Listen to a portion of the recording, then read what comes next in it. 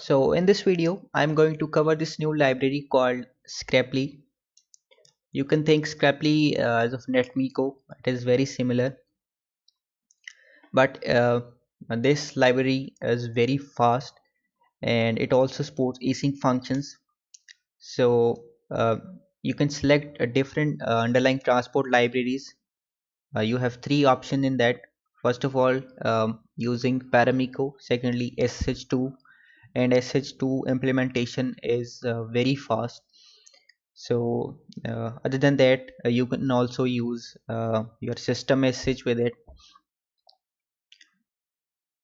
So let's jump into using this. So to install, you can use pip to install it. But if you only install Scrapli, you're not gonna have that async support or um, like Genie integration. It have uh, other feature as well. For example, you can use it with netmiko or sorry, netconf if you have to. So let me show you the supported platforms. So these are the supported platform, but it also have a generic driver you can use with uh, any sh device. So let's jump into Visual Studio Code and start using this. So I'm going to import iOS XE driver, but iOS XE driver is supposed to work with iOS devices, and I have iOS devices in my lab. So let's do that from scrapli.driver.co import iOS XE driver, and then let's um, pass my parameters here. First I have host, and I have this device in my lab, and then sh password and username. So for the uh, key verification, uh, I'm saying false here. By default it verify the keys, and then username,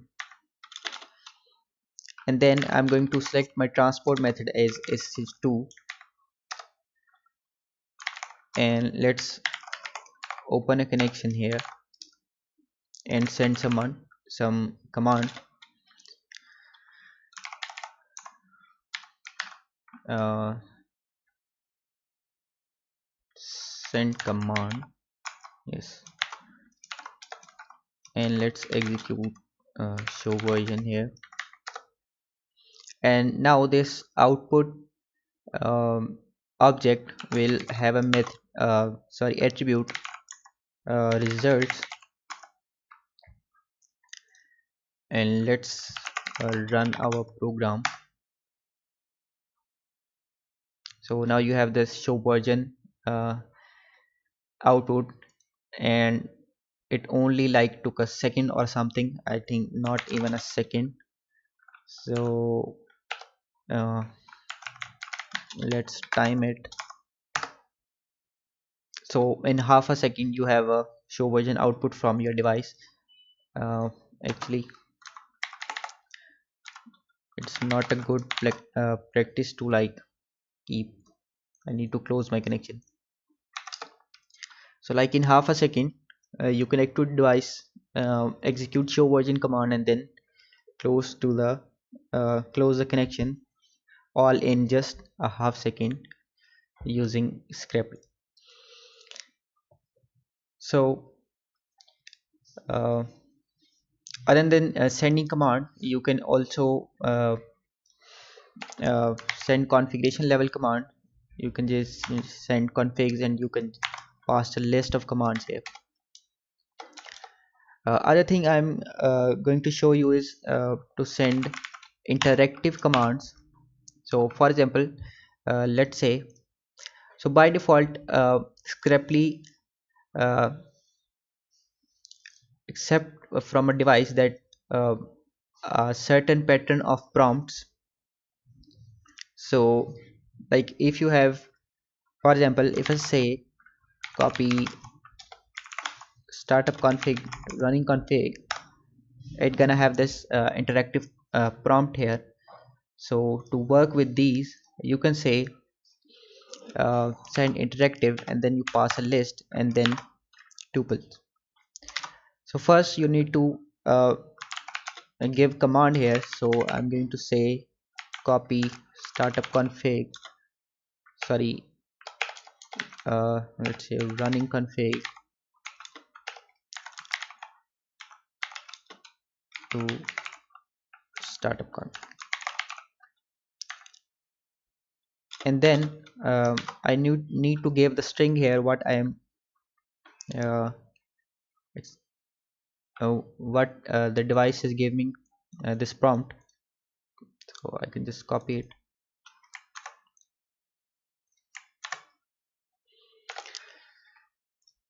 and then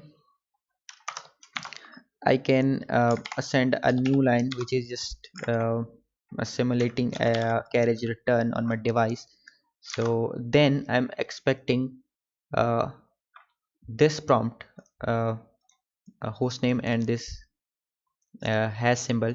So I can say R10 or and this. So let's run it.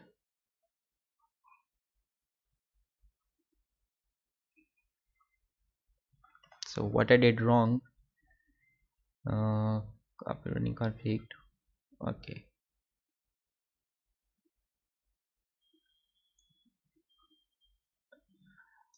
is my command correct?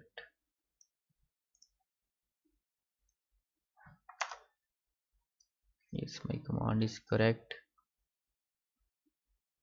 Oh, sorry. Here we were saying that copy startup config to running config, and here I'm saying copy running config to startup config. So my prompt is changed. uh, Scrapli is expecting this prompt. So now I just have to change this,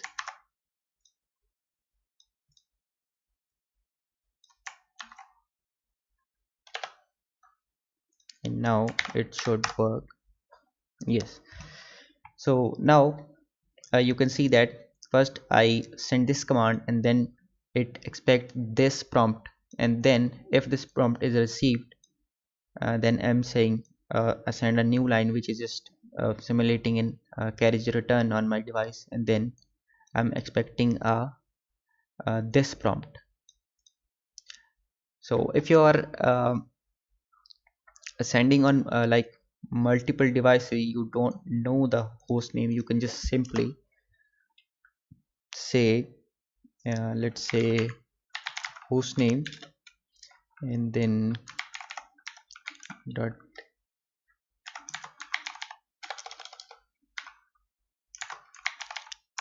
send command. You can just say show run include host name. So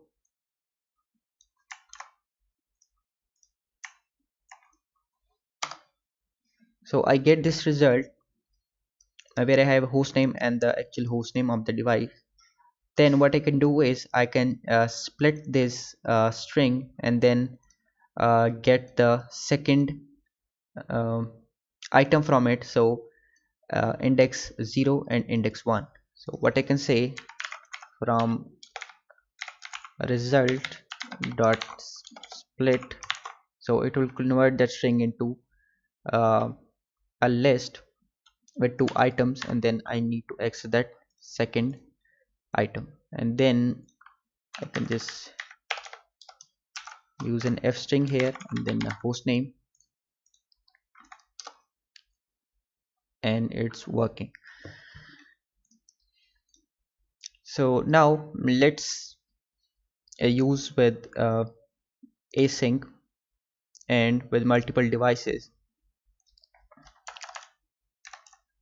So I'm just going to um, use an example from uh, the documentation. So first we need to change this driver to async iOS.exe driver, and then I need to import async IO. So before that, let me show you one more thing, that how you can actually, so if I say show IP interface brief, I can get the structured output from it by using just a single function. So actually hostname dot uh, I think it's text FSM, or no. Let's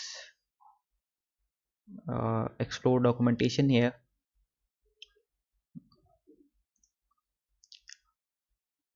So yes, text FSM parse output, and then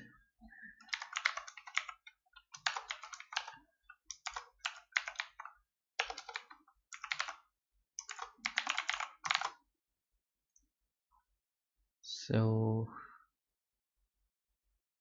let's run it. Okay,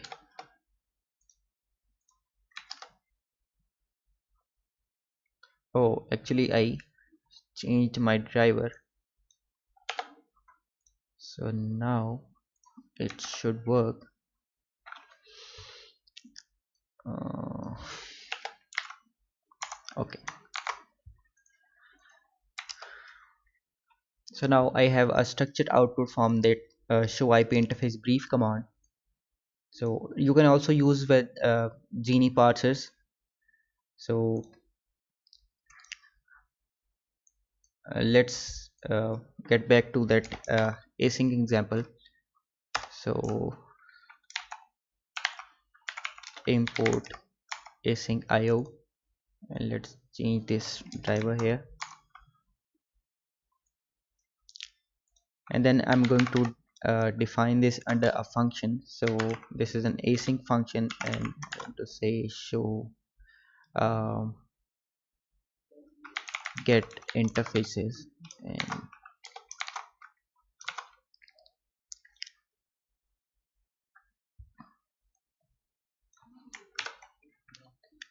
and this accept IP.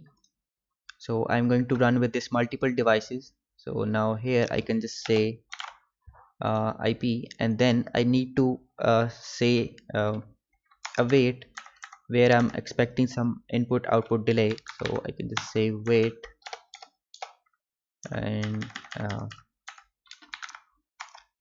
await here, and also await on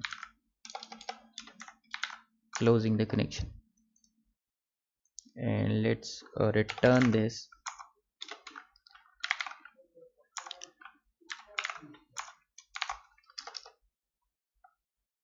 Then I'm going to define another async function. So async,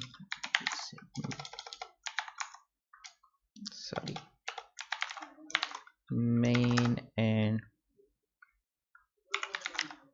tasks, and then I can pass my function, and this function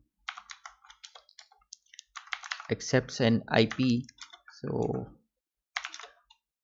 for device in devices, and then results, and then I can uh, gather, and I can expand my task here.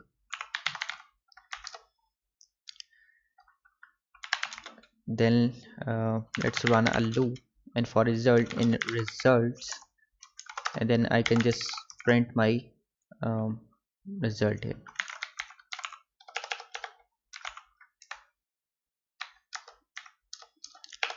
And I just need to call that and then run until complete, and then I need to pass my main function. So I think it will work. Devices, oh sorry, I didn't give the list of devices here. So actually I have this host file where I have a bunch of IPs. These are the iOS routers running in my lab. So what I can say with open,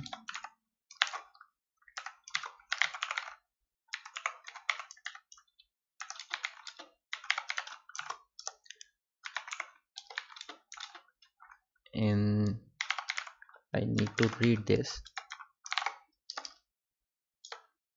and then I actually need to convert each line into a list item. So for that I can say devices, it's gonna be a this list, and I can use a list comprehension here.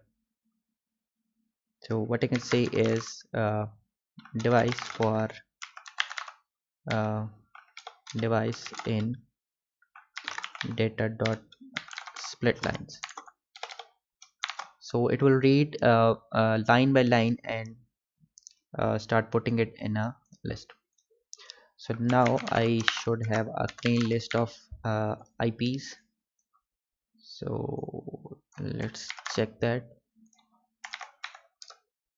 Yes, so now I have this list, and I can run my async function against it, and I don't need to print. Await wasn't used with feature.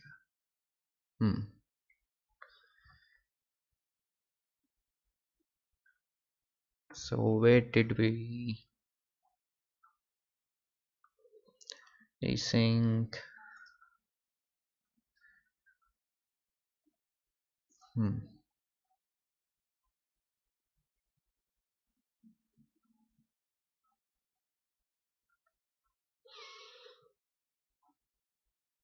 Mm, so first of all I need to change this to uh, async SSH. Let's try this. mm,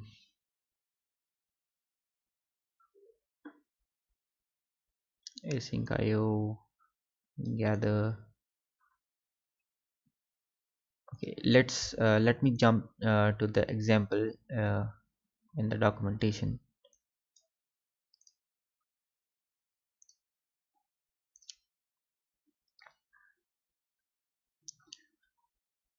So oh, I missed the await keyword here. So it will await until that all the uh, function are complete. Let's run it.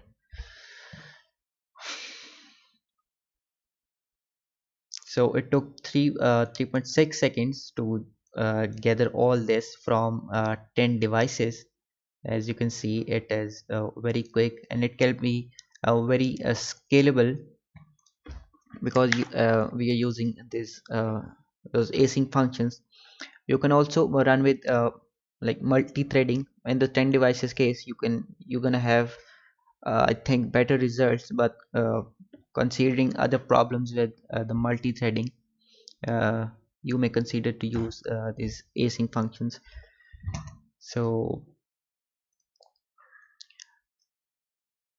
let's jump back to the documentation, and one more thing I need to mention here are the timeouts. Here are the timeouts.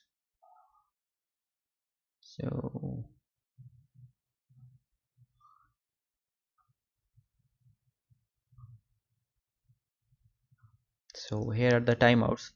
So Scrapli have these three uh, timeouts: timeout, socket, transport, and operations. So you can play with these timers uh, according to your environment. Like if your device is not behaving as quickly as it should, so you can play with these timers and uh, get the expected results. So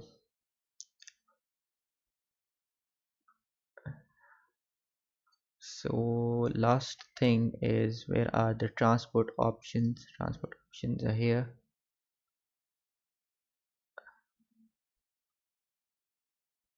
So you can use with Paramico or a system SH, or you can use with SH2, this async SSH. So that's it for this library. uh, Thanks for watching.